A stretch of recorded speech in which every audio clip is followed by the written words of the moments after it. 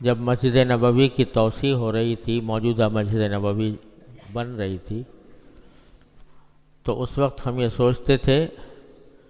کہ اتنی بڑی مسجد بنائی جا رہی ہے، اس کو بھرے گا کون؟ اس وقت تصور میں نہیں آتا تھا کہ یہ کیسے بھرے گی، لیکن اب حال یہ ہے کہ وہ بھی تنگ پڑ رہی ہے، اور مسلمانوں کا جمع غفیر ہر وقت موجود رہتا ہے۔ یہ سب نبی کریم سرور دو عالم صلی اللہ علیہ وسلم کی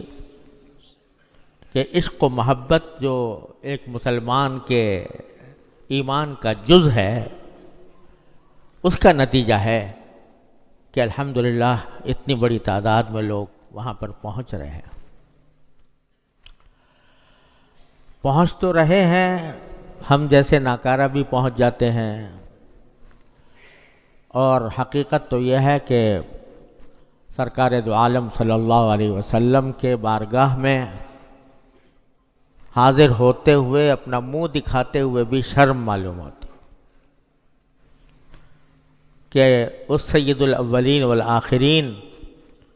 صلی اللہ علیہ وسلم کی بارگاہ میں ہم کس منہ سے جائیں؟ ہمارے اعمال، ہمارے اخلاق، ہمارے کام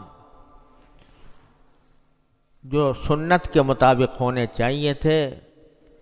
اس میں کوتاہیاں ہی کوتاہیاں ہیں، تو سرکار دو عالم صلی اللہ علیہ وسلم کو کیا منہ دکھائیں؟ سبق ہر مرتبہ یہ ملتا ہے،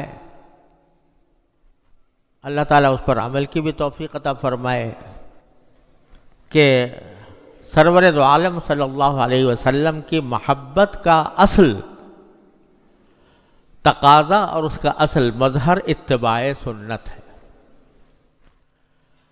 جو جتنا نبی کریم صلی اللہ علیہ وسلم کی سنت کے قریب ہوگا، اتنا ہی اس کو نبی کریم صلی اللہ علیہ وسلم سے اور اللہ تبارک و تعالیٰ سے قرب حاصل ہوگا، اور جتنا دور ہوگا تو اتنا ہی اس کو حضور اقدس صلی اللہ علیہ وسلم سے اور اللہ تبارک و تعالیٰ سے دوری ہوگی۔ اور اتباع سنت زندگی کے ہر شعبے میں، صرف ظاہر میں بھی، باطن میں بھی،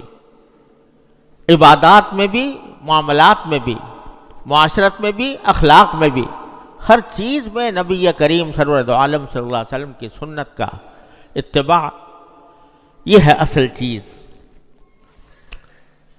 ورنہ جہاں تک رسول کریم صلی اللہ علیہ وسلم کی زیارت کا تعلق ہے، اللہ بچائے، کافروں نے بھی زیارت کی تھی، منافقین نے بھی کی تھی، لیکن ان کو وہ زیارت کرنے کے باوجود وہ رسول کریم صلی اللہ علیہ وسلم کی تعلیمات پر عمل کرنے سے بے بہرہ رہے، تو باوجود زیارت کے، جسمانی قرب کے باوجود وہ محروم رہے سرکار دو عالم صلی اللہ علیہ وسلم کے فیوز سے، آپ کی برکات سے، آپ کی زیارت کی برکات سے۔ اور جو ایمان لائے اور جنہوں نے محبت اور عشق کے ساتھ سرکار دو عالم صلی اللہ علیہ وسلم کے احکام کی تعمیل کی، وہ ایسے لوگ بن گئے کہ انبیاء کرام کے بعد اس روئے زمین پر ان سے زیادہ مقدس ہستیاں کوئی اور پیدا نہیں، رضی اللہ تعالی عنہم اجمعین۔ تو اس لیے اصل چیز وہ اتباع سنت ہے۔ اللہ تعالیٰ کی رسول صلی اللہ علیہ وسلم نے جو طریقہ زندگی کا بتا دیا، اپنے قول سے یا عمل سے،